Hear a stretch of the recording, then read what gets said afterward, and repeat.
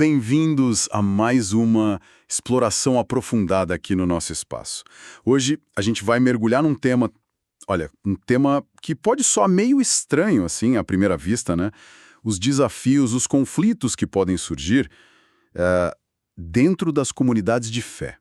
Especificamente, vamos falar de como algo que o nosso material base chama de unção divina ou a manifestação de dons espirituais, como isso pode, de forma paradoxal, acabar gerando briga, oposição interna. Quer dizer, como algo que a gente vê como positivo, como vindo de Deus, vira fonte de tensão e entre gente da mesma fé. A nossa fonte para essa conversa de hoje são os trechos de um texto, chama Congregando com o Inimigo. Quem escreveu foi o presbítero Marcos Benedito, da IMP Chama Viva PG. E a nossa missão aqui é tentar entender, com base nesse material, por que essa tal unção, que o texto entende como uma capacitação divina especial, né? Porque ela pode gerar inveja, resistência e muitas vezes, olha só, vindo de gente próxima, de dentro da própria igreja. Ok, vamos tentar desenrolar isso então. Como é que um presente divino vira pólvora para conflito? Pois é realmente um ponto central e, assim, bastante provocador que esse texto levanta, né? Ele se encaixa numa perspectiva teológica bem específica, provavelmente, com raízes pentecostais ou carismáticas, sabe? Onde essa experiência direta com o divino e os efeitos visíveis disso são muito valorizados. E dentro dessa lógica, o texto argumenta que o próprio destaque que alguém ganha no ministério, fruto dessa percepção de poder divino, pode quase que inevitavelmente atrair reações ruins da comunidade. E não é só por diferença de doutrina ou falha de caráter, não. É uma tensão gerada pelo que o texto vê como sucesso espiritual de alguém. Interessante essa contextualização. Ajuda a gente a entender o ponto de partida. Então vamos lá. Vamos para o problema central que o autor identifica. Essa ligação direta entre a unção e a inveja. O texto parece dizer que essa capacitação divina é uma bênção, claro, mas também é um fardo. Por quê? Pelo que eu entendi, é porque quando essa unção se manifesta de um jeito muito óbvio, tipo numa pregação que impacta, numa profecia certeira, ou num ministério que cresce muito, aí ela pode ser vista pelos outros como algo que ofusca, sabe? Que diminui o espaço ou o valor dos outros. E é daí que, segundo o texto, nasce a inveja, que ele descreve como um sentimento forte, podendo chegar até o ódio. Exatamente. E antes da gente seguir, talvez seja bom esclarecer o que o texto parece entender por unção, né? Não é só um cargo, uma posição.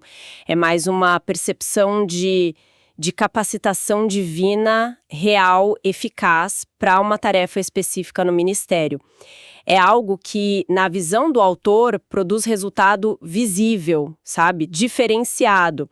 E é justamente essa visibilidade, essa eficácia, que, paradoxalmente, o texto aponta como gatilho para o conflito. Faz sentido essa clarificação. E o texto destaca uma coisa que torna tudo ainda mais doloroso, né? Que os opositores muitas vezes não são gente de fora. São membros da mesma igreja, pessoas que dividem o mesmo teto espiritual, digamos assim. Como é que o texto descreve o mecanismo por trás disso? Por que irmãos na fé reagiriam desse jeito? Olha, o texto descreve isso de uma forma bem direta. Quase como se fosse uma lei espiritual dentro da visão de mundo dele, sabe? Ele sugere que quando alguém se destaca, seja pregando com mais autoridade, profetizando, intercedendo com mais fervor, ou até liderando louvor com muita dedicação, né? Isso pode despertar um sentimento de ameaça nos outros. O medo de perder o próprio espaço, a própria visibilidade ou a relevância dentro da comunidade. A insegurança pessoal parece ser um terreno fértil para essa reação.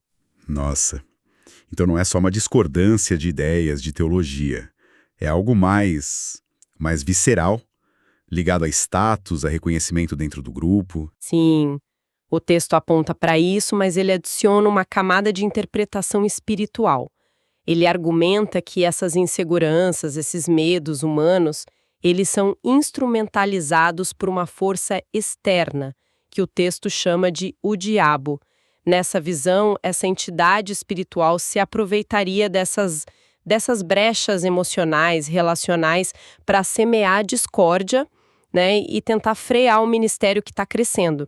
As pessoas envolvidas na oposição, então, acabam se tornando, muitas vezes, sem nem perceber direito, agentes dessa força contrária ao trabalho que seria de Deus. Isso adiciona uma complexidade enorme à situação. Puxa vida. E quais são as consequências práticas disso, segundo o autor? Como essa oposição aparece no dia a dia da igreja? O texto menciona várias atitudes, sabe?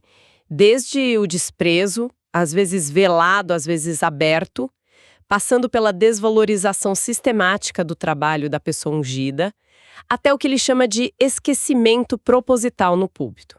Quer dizer, a pessoa vai sendo deixada de lado, negam oportunidades para ela ministrar. O exemplo do ministério de louvor que ele dá é bem ilustrativo.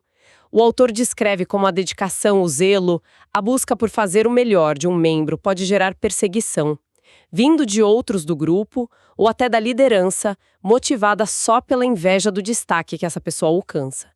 O ambiente, que deveria ser de colaboração, de adoração, se transforma, nas palavras do autor, num campo de batalha espiritual. É uma descrição forte, né, da transformação de um espaço que seria para edificar todo mundo num lugar de conflito interno. Essa descrição de campo de batalha espiritual dentro da própria igreja é impactante mesmo. E aqui é onde a análise fica ainda mais interessante, eu acho. O texto não só aponta o problema, ele também oferece uma perspectiva bíblica específica para a pessoa que se sente alvo disso poder lidar com a situação. Como é que o autor usa a Bíblia para enquadrar essa experiência? Sim, o texto busca passagens bíblicas-chave para construir um referencial e também para encorajar, né? A ideia central é meio que normalizar essa experiência da perseguição interna, apresentando ela quase como um selo de autenticidade da vida cristã dedicada, dentro dessa perspectiva teológica dele. E quais passagens ele destaca mais? Bom, primeiro ele cita João 15:20, aquela parte onde Jesus fala para os discípulos: "Lembrai-vos da palavra que eu vos disse, não é o servo maior do que o seu senhor. Se me perseguiram a mim, também vos perseguirão a vós." O autor usa isso para argumentar que, se o próprio Cristo foi perseguido, então aqueles que seguem ele de perto e manifestam o poder dele, a tal unção, deveriam esperar o mesmo tratamento, entende? A perseguição não é vista como um acidente, um problema, mas como parte da caminhada. Entendi. Então a perseguição vinda de dentro seria quase um sinal de que a pessoa está no caminho certo, seguindo os passos de Jesus. É isso? Exatamente essa interpretação que o texto propõe. E ele reforça isso com Mateus 5, versículos 11 e 12. "Bem-aventurados sois vós, quando vos injuriarem e perseguirem, e, mentindo, disserem todo mal contra vós por minha causa. Exultai e alegrai-vos, porque é grande o vosso galardão nos céus, porque assim perseguiram os profetas que foram antes de vós." Aqui a experiência da perseguição é elevada, vira uma bem-aventurança, uma fonte de alegria espiritual. Conecta o fiel que está sendo perseguido com os profetas antigos e ainda promete uma recompensa divina. Isso muda totalmente a perspectiva, né? O que poderia ser visto como fracasso, rejeição, é ressignificado como honra e promessa futura. Uma ressignificação poderosa mesmo, não tem dúvida. E tem mais alguma passagem que ele usa para fortalecer essa ideia? Sim, o texto também menciona 2 Timóteo 3,12, onde o apóstolo Paulo afirma: "E também todos os que piamente querem viver em Cristo Jesus padecerão perseguições." Isso é apresentado como uma confirmação de que a oposição é meio que inevitável para quem busca uma vida de devoção profunda. A mensagem que o autor quer passar com essas citações é clara.